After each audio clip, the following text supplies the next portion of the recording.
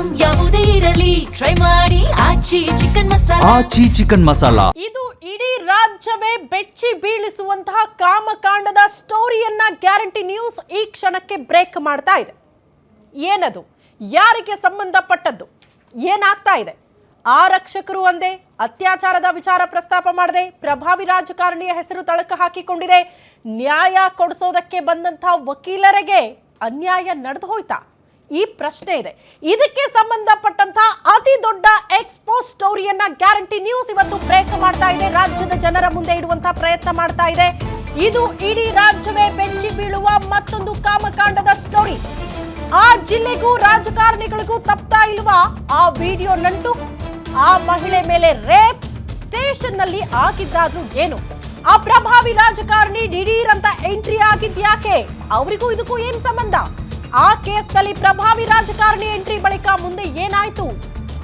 Guarantee news ನಲ್ಲಿ ರಾಜ್ಯದ ಅತಿ ದೊಡ್ಡ ಕಾಮಕಾಂಡದ ಎಕ್ಸ್ಕ್ಲೂಸಿವ್ ಸ್ಟೋರಿಯನ್ನ ನಿಮ್ಮ ಮುಂದೆ ಇಡ್ತಾ ಇದ್ದೀವಿ. ರಾಜ್ಯದ ಜನ ಬೆಚ್ಚಿ ಬೀಳುವಂತಹ ಸ್ಟೋರಿ ಅಂತ ಯಾಕೆ ಹೇಳ್ತಾ ಇದೀವಿ ಅಂದ್ರೆ, ಆ ಜಿಲ್ಲೆ ಅತ್ಯಾಚಾರದ ವಿಚಾರಕ್ಕೆ ಸಂಬಂಧಪಟ್ಟಂತೆನೆ ಅತಿ ದೊಡ್ಡ ಸುದ್ದಿಯಲ್ಲಿರುವಂತಹ ಜಿಲ್ಲೆ. ಆ ಭಾಗದ ರಾಜಕಾರಣಿಗಳು ಅಂತ ಅಂದ್ರೇನೆ ಆತಂಕ ಪಡುವಂತಹ ಪರಿಸ್ಥಿತಿ. ಯಾರವರು, ಯಾಕೆ ವಿಚಾರಗಳನ್ನ ಪ್ರಸ್ತಾಪ ಮಾಡ್ತಾ ಇದೀವಿ? ಅತ್ಯಾಚಾರ ನಡೆದಿದೆ ಅಂತ ಹೋದಂತ ಮಹಿಳೆ ಯಾರು? ಅತ್ಯಾಚಾರ ನಡೆದಾಗ ರಾಜಕಾರಣಿಯ ಎಂಟ್ರಿ ಆಗಿದ್ಯಾಕೆ? ಅವ್ರಿಗೂ ಈ ಪ್ರಕರಣಕ್ಕೂ ಏನ್ ಸಂಬಂಧ? ಆ ವಿಚಾರಕ್ಕೆ ಸಂಬಂಧಪಟ್ಟಂತ ಎಕ್ಸ್ಕ್ಲೂಸಿವ್ ಮಾಹಿತಿಯನ್ನ ಗ್ಯಾರಂಟಿ ನ್ಯೂಸ್ ನಿಮ್ಮ ಮುಂದೆ ಇಡ್ತಾ ಇದೆ. ಹಾಗಾದ್ರೆ ಆ ಜಿಲ್ಲೆ ದೊಡ್ಡ ಮಟ್ಟದ ಸದ್ದು ಸುದ್ದಿಯಲ್ಲಿರುವಂತಹ ಜಿಲ್ಲೆ ಅಂತ ಹೇಳಿದೆ. ಆ ಜಿಲ್ಲೆ ಯಾವುದು? ಅಲ್ಲಿರುವಂತಹ ರಾಜಕಾರಣಿಗಳ ಹೆಸರು ಇದೇ ವಿಚಾರಕ್ಕೆ ಸಂಬಂಧಪಟ್ಟಂತೆ ಪದೇ ಪದೇ ಮುನ್ನೆಲೆಗೆ ಬರ್ತಾ ಹೋಗುತ್ತೆ. ಯಾರವರು? ಬಹುತೇಕರಿಗೆ ಕ್ಲೂ ಸಿಕ್ಕಿರುತ್ತೆ, ಬಟ್ ಅದನ್ನ ಓಪನ್ ಆಗಿ ಹೇಳಬೇಕಂತ ಏನಿಲ್ಲ. ಹೊಳೆ ನರಸೀಪುರದ ಮಹಿಳೆ ಮೇಲೆ ನಡೆದಿತ್ತು ಅತ್ಯಾಚಾರ. ಅದೇ ಊರಿನ ವ್ಯಕ್ತಿಯೊಬ್ಬನಿಂದ ಮಹಿಳೆ ಮೇಲೆ ರೇಪ್ ಆಗಿರುತ್ತೆ. ಮಹದೇವ್ ಎಂಬ ವ್ಯಕ್ತಿಯಿಂದ ಅತ್ಯಾಚಾರದ ಆರೋಪ ಕೇಳೋದಕ್ಕೆ ಸಿಗುತ್ತೆ. ನೊಂದು ಅತ್ಯಾಚಾರದ ಬಗ್ಗೆ ದೂರು ನೀಡೋದಕ್ಕೆ ಸಂತ್ರಸ್ತೆ ಸ್ಟೇಷನ್ಗೆ ಹೋಗ್ತಾರೆ. ಹೊಳೆ ನರಸೀಪುರದ ಟೌನ್ ಪೊಲೀಸ್ ಠಾಣೆಗೆ ಸಂತ್ರಸ್ತೆ ನನಗೆ ನ್ಯಾಯ ಕೊಡಿಸಿ ಅಂತ ಪೊಲೀಸ್ ಠಾಣೆ ಮೆಟ್ಟಿಲು ಹತ್ತುತ್ತಾರೆ.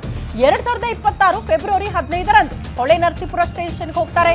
ಅತ್ಯಾಚಾರದ ಸಂತ್ರಸ್ತೆ ಜೊತೆಗೆ ಹೊಳೆ ಪುರಸದ ಠಾಣೆಗೆ ಅದೇ ಭಾಗದ ಒಬ್ಬ ವಕೀಲೆ ಕೂಡ ಅವರ ಜೊತೆಗೂಡಿ ಹೋಗ್ತಾರೆ. ಕಾರಣ, ಒಂದು ಪತ್ರದಲ್ಲಿ ಏನೆಲ್ಲ ತನಗೆ ಅನ್ಯಾಯ ಆಯಿತು ಅನ್ನೋದನ್ನ ಬರವಣಿಗೆಯ ರೂಪದಲ್ಲಿ ಬರೆದು ಕೊಡೋದಕ್ಕೆ ಪೊಲೀಸರ ಸೂಚನೆ ಕೊಡ್ತಾರೆ. ಅಂತಂತೆ ಆ ಸಂತ್ರಸ್ತೆ ಕೂಡ ತನಗೇನೆಲ್ಲ ನೋವಾಗಿದೆ, ಏನೆಲ್ಲ ಅನ್ಯಾಯ ಆಗಿದೆ ಅನ್ನುವಂತಹ ವಿಚಾರವನ್ನ ಪ್ರಸ್ತಾಪ ಮಾಡ್ತಾರೆ. ಅದರಲ್ಲಿ ಮಹದೇವ್ ಅನ್ನುವಂತಹ ವ್ಯಕ್ತಿಯ ಹೆಸರನ್ನ ಸಂತ್ರಸ್ತೆ ಉಲ್ಲೇಖ ಮಾಡ್ತಾರೆ. ನೊಂದು ಅತ್ಯಾಚಾರದ ಬಗ್ಗೆ ದೂರು ಕೊಡೋದಕ್ಕೆ ಹೋದಂತಹ ಸಂತ್ರಸ್ತೆ ಮಹದೇವ್ ಅನ್ನುವಂತಹ ವ್ಯಕ್ತಿಯ ಹೆಸರನ್ನ ದೂರಿನಲ್ಲಿ ಉಲ್ಲೇಖ ಮಾಡ್ತಾರೆ. ಆತನಿಂದ ಆಗಿರುವಂತಹ ಅತ್ಯಾಚಾರದ ವಿಚಾರವನ್ನ ಪ್ರಸ್ತಾಪ ಮಾಡ್ತಾರೆ. ಬಟ್ ಸಂತ್ರಸ್ತೆ ಒಬ್ಬಾಕೆ ಮಾತ್ರ ಆವತ್ತು ಸ್ಟೇಷನ್ಗೆ ಹೋಗಿರಲಿಲ್ಲ. ಬದಲಾಗಿ ಆಕೆಯ ಜೊತೆಗೆ ತನ್ನ ವಕೀಲರನ್ನ ಕೂಡ ಸಂತ್ರಸ್ತೆ ಕರ್ಕೊಂಡು ಹೋಗಿರ್ತಾಳೆ. ಕಾರಣ, ಧೈರ್ಯ. ನಮಗೆ ಪರಿಚಯಸ್ಥರು ನಮಗೆ ನ್ಯಾಯ ಕೊಡಿಸ್ತಾರೆ, ನಮಗೆ ಗೊತ್ತಿಲ್ಲದ ಕಾನೂನನ್ನ ನಮಗೆ ತಿಳಿಸ್ಕೊಡ್ತಾರೆ ಅನ್ನೋ ಕಾರಣಕ್ಕೆ ಒಬ್ಬ ವಕೀಲೆಯನ್ನ ತನ್ನ ಜೊತೆಗೂಡಿ ಕೂಡ ಸಂತ್ರಸ್ತೆ ಕರ್ಕೊಂಡು ಹೋದಾಗ ಸ್ಟೇಷನ್ ನಲ್ಲಿ ಇರುವಂತಹ ಸಿಬ್ಬಂದಿ ಹೇಳ್ತಾರೆ, ನೋಡಮ್ಮ, ಕಂಪ್ಲೇಂಟ್ ಕೊಡಬೇಕು ಅಂದ್ರೆ ಒಂದು ಪತ್ರ ತಗೊಳ್ಳಿ, ಅದರಲ್ಲಿ ನಿಮಗೇನು ಸಮಸ್ಯೆ ಆಗಿದೆ, ಯಾರಿಂದ ಸಮಸ್ಯೆ ಆಗಿದೆ, ಯಾರಿಂದ ಅತ್ಯಾಚಾರ ಆಗಿದೆ, ಆ ವಿಚಾರಗಳನ್ನ ಉಲ್ಲೇಖ ಮಾಡಿ ಒಂದು ಕಂಪ್ಲೇಂಟ್ ಕಾಪಿಯನ್ನ ಕೊಡಿ ಅನ್ನುವಂತಹ ವಿಚಾರವನ್ನ ಅಲ್ಲಿನ ಸಿಬ್ಬಂದಿ ಹೇಳ್ತಾರೆ. ಅದರಂತೆ ಸಂತ್ರಸ್ತೆಗೆ ಸ್ವಲ್ಪ ಮಟ್ಟಿಗೆ ಗೈಡ್ ಮಾಡ್ತಾರೆ ವಕೀಲರು. ಈ ರೀತಿ ಬರಿಬೇಕು, ನಿಮ್ಗೇನು ಅನ್ಯಾಯ ಆಗಿದೆ, ನೀವೇ ಅದನ್ನ ಪ್ರಸ್ತಾಪ ಮಾಡಿ ಅಂತ. ಸೊ ಆ ಎಲ್ಲಾ ವಿಚಾರಗಳು ಕೂಡ ಪತ್ರದಲ್ಲಿ ಉಲ್ಲೇಖ ಆಗುತ್ತೆ. ಇಷ್ಟೇನಾ ಅಂತ ಅನ್ಕೊಳ್ಬೇಡಿ, ಮುಂದುವರೆದು ಅನೇಕ ವಿಚಾರಗಳು ಇದರಲ್ಲಿ ಹೇಳಲೇಬೇಕು. ಏನಾಗಿದೆ ಅನ್ನೋದ ವಾಸ್ತವ ಪರಿಸ್ಥಿತಿಯನ್ನ ನಿಮ್ಮ ಮುಂದೆ ಇಡ್ತೀವಿ. ಅದಕ್ಕೂ ಮುಂಚೆ ಸಂತ್ರಸ್ತೆ ಈ ವಿಚಾರಕ್ಕೆ ಸಂಬಂಧಪಟ್ಟಂತೆ ಮಾತಾಡಿದ್ದಾರೆ. ಏನ್ ಹೇಳಿದರೆ ಕೇಳಿಸ್ಕೊಳ್ಳಿ. ಮೇಡಮ್, ಅದೇ ಗೊತ್ತಿಲ್ಲ, ಭಾಗ್ಯಮ್ಮ ಬರೋದಲ್ಲ ನಿಮ್ಮ ಮನೆಯಿಂದ. ನಾವ್ ಇಲ್ಲಿ ಬಂದ್ಮೇಲೆ ನಾನು ಅಮ್ಮನೇನ್ ಇದ್ ಮಾಡ್ತಿರಲಿಲ್ಲ, ನಮ್ಮ ಮನೆಯವರು ನಾನು ಒಬ್ಬಳೇ ಇರ್ತೀನಿ ಅಂತ ಬಂದು ಇರಮ್ಮ ಅಂತ ಅಂದನು. ಅದಕ್ಕೆ ನಾನು ಸುಮ್ಮನಾಗಿ ಅವನೇ ಇದ್ ಮಾಡ್ತಾನಲ್ಲ, ನೀವು ಅವತ್ತು ಮನೆ ಹತ್ರ ಬೈದಿದ್ರಿ, ಹಿಂಗೆಲ್ಲ ಬರಕ್ ಕೇಳ್ಕೋಬೇಡ, ಹಿಂಗ್ ಸರಿ ಇಲ್ಲ ಅಮ್ಮ, ಹಿಂಗೆಲ್ಲ ಮಾತಾಡೈತೆ ಅಂತ ನೀವು ಒಂದ್ ಮಾತು ಅಂದಿದ್ರಿ. ಅವನ ಅದನ್ನ ಅರ್ಥ ಮಾಡ್ಕೊಳ್ಳಿ. ನಾನು ಹೇಳೋದಂದ್ರೆ ನನ್ನ ಮೇಲೆ ಇನ್ನೂ ಕೂಗಾಡ್ತಾನೆ ಅಂತ ನಾನು ಏನೂ ಮಾತಾಡ್ಲಿಲ್ಲ. ಸುಮ್ಮನಾದೆ. ನಾನು ಬೇಡ ಬಿಡು ಶಮಂತ ಅನ್ಕೊಂಡಿ.